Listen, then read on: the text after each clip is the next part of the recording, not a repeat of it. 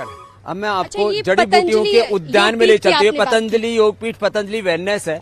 अब आपको मैं जड़ी बूटियों के उद्यान में ले चलता हूँ। अच्छा, आपने एक योगपीठ की बात की, आपने क्योंकि एक वक्त ऐसा था जब शुरुआत आपने की थी इस योगपीठ की, अब पूरी दुनिया इसे पहचानती है, पूरा देश पहचानता है, कितनी खुशी होती है, कैसा लगता है? हाँ, ये सच है कि सुनने से हमने सृजन किया था, लेकिन आज कम से कम देश और दुनिया के 100 करोड़ से ज्यादा लोग, तो भारत में पूरी दुनिया के करीब 200 करोड़ लोग योग को फॉलो करने लगे। अमेरिका जैसे देश के अंदर 20-25% लोग योग को फॉलो करने लगे डेली लाइफ में। स्वामी जी, योग को जैसे आपने बताया कि इसे दुनिया मान रही है, लेकिन कई ऐसे लोग हैं, कई ऐसे तत्व हैं जो इसे मजहबी रंग देने की कोशिश करते हैं। आप इसको किस तरीके से देखते हैं?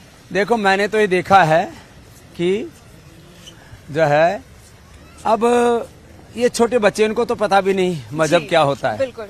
अब यदि हिंदू का बच्चा मुसलमान का है, सिख का, ईसाई का है, जो योग करेगा, अब जो ऊपर जो बच्चे कर रहे हैं, ऐसे कठिन योग ना भी कर पाए, जो उधर मलखंभ पर कर रहे हैं, वैसा कठिन योग ना भी कर पाए, तो कम से कम सहज योग भी करेगा, तो फिर वो किसी रोग के चक्रव्यूह में नहीं फंसेगा। अच्छा स्वामी जी, एक और सवाल मेरा रहेगा बुलडोजर एक्शन को लेकर, क्योंकि आप देखिए बेबाकी से अपनी बात रखते हैं हर बार।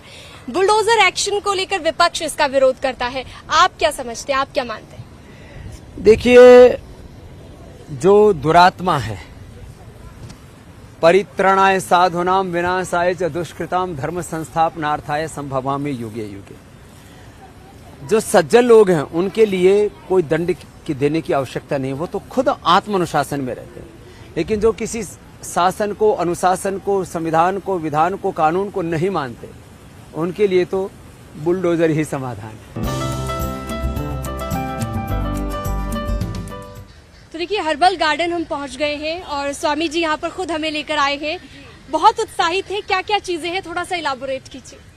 पहले लोग नीम बबूल की दातुन क्या करते थे, पेड़ भी देखने मुश्किल हो गए थे, तो बबूल का पेड़ है, और ये जो है ये कपूर का पेड़ है। ये जो है, इसका स्टैक निकाल करके आप जो कपूर इस्तेमाल करते हैं, इसमें सूंघिए, इसको खुशबू आ रही है कपूर जैसी। तो यहाँ ये पंछी हैं बहुत तरह के, सैकड़ों प्रकार के पंछी भी यहाँ पर, जो एक पंछी, ये पक्षी विहार बनाया हुआ है, और ऐसे ये पंछी भी देखो पूरा विश्राम पा रहे हैं, कितने अच्छे लग रहे हैं। ये रजनीगंधा है, रात को इतनी सुगंध आती है इसके अंदर कि देखते ही बनता है।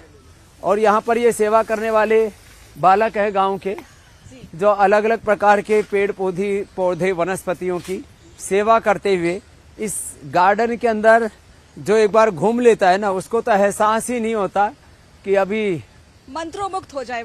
ये तेज पत्ता है जी, जो आप खाते हो ना साग सब्जियों में, गरम मसाले में खास करके जी। कुछ विशेष, ये सूखा हुआ है, देखो आप जैसे इस्तेमाल करते हो वो ताजी है, इसी को तज दालचीनी भी कहते हैं। खैर, योग पाठ्यक्रम में होना चाहिए, शिक्षा में भी होना चाहिए, चिकित्सा में भी होना चाहिए। जी, बिल्कुल। योग सेना में भी होना चाहिए, अर्धसैनिक बलों में भी होना चाहिए। योग तो एक ऐसा बहुत बड़ा तत्व है जिसका समावेश जीवन के हर पहलू में होगा। जी, बिल्कुल। तो जिंदगी बहुत खूबसूरत होगी। जैसे यहाँ ये कल्प वृक्ष की तरह हमने कुछ संरचना की हुई है पूज्य आचार्य वाक्शन जी ने। अब यहाँ आकर के इस हर्बल गार्डन के अंदर जो कोई योग करेगा ना, तो हजारों प्रकार के पेड़ पौधों, वनस्पतियों की खुशबू लेगा। और ये छोटी सी गुड़िया आई हुई है, कहाँ से आए हो बच्चों? सागर मध्य प्रदेश से। अब देखो, इतनी चिलचिलाती धूप में भी 40-45 डिग्री में भी ये बाबू आनंद कर रहे हैं, आंखें खोल के देख रहे हैं कि बाबा आ गए। तो अब इसने इतनी अच्छी खुशबू ले ली है, तो इस बच्चे की तो सुपर इम्यूनिटी तैयार हो जाएगी। बिल्कुल। आप जैसा कि जिक्र कर रहे हैं कि यहाँ पर जैसे खुशबू, मैंने आते ही यहाँ पर एंट्री करते ही कहा कि खुशबू बहुत अच्छी है, तो योग करने का तो एक अलग आनंद यहाँ पर मिलता होगा। फिर आप उस आनंद को खुद एक्सपीरियंस कीजिए, क्योंकि योग नायम आत्मा प्रवचने न लभ्य न मेधया न बहुना श्रुतेन।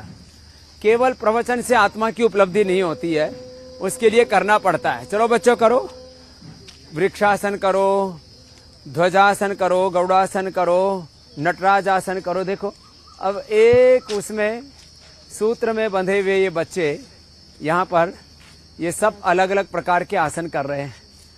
अरे छोटे बाबू भी कर रहे हैं। हाँ? तो आज आप मेरे साथ अब योगासन भी करो। बिल्कुल। और कि आप कैसे हमें योग से अगर आप पूछ रहे थे ना, ओबिसिटी है, स्ट्रेस है, एंजाइटी है, डायबिटीज है, इंडाइजेशन है, इन सारी समस्याओं का समाधान प्रवचन नहीं है। इन सारी समस्याओं